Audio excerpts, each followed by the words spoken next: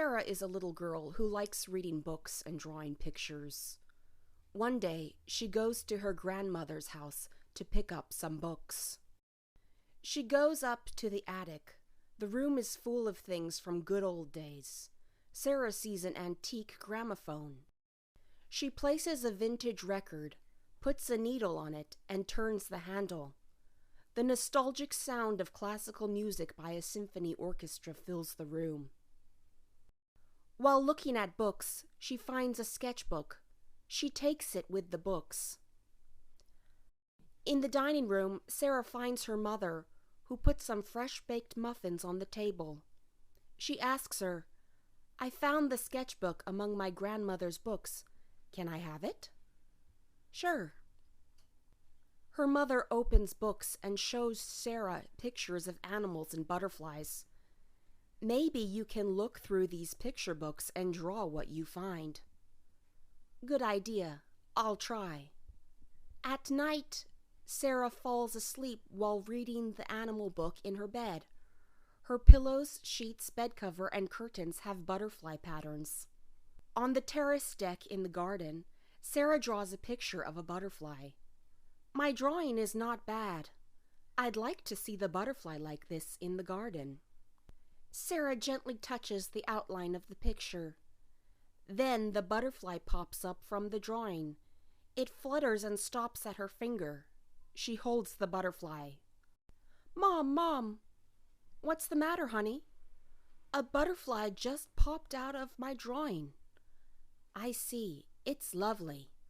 Sarah releases the butterfly on a flower. Sarah draws a picture of a dog. "I wish I could have a dog like this." She traces the outline of the dog picture. Then the dog pops out of the page. Oh, Sarah is excited and happy. She hugs the dog tight. Next, Sarah draws the picture of a cat. "I wish I had a cat like this." She traces the outline of the cat drawing. Then the cat pops out of the page. The cat looks at her.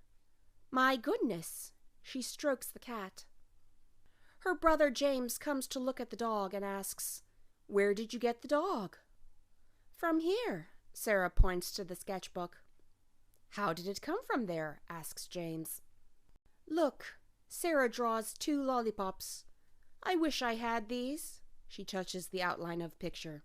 Then the candies emerge from the paper. "Oh, that's pretty cool," surprised James. He reaches for a lollipop, looking at the candy in his hand. James says, "It's a magic sketchbook." James asks Sarah, "So what are the magic words?" "You draw a picture, trace the picture, and say, 'I wish I had something like that.'" He says, "That's easy." James asks, "May I borrow the sketchbook?" "All right, but take really good care of it." "Okay." James takes the sketchbook with him. James spreads the magic sketchbook and draws a picture of a video game. He traces the outline of his picture and says, "I wish I had a game like this." The game emerges from the page. James picks it up and examines it. "Wow, it actually works! Ha ha!" He plays with it. James lays down on the couch and thinks about all the things he wants. "Oh, I have so many things I want." He thinks of a big burger and French fries, colorful soft drinks, a bicycle, many toys, and more. "I have a good idea.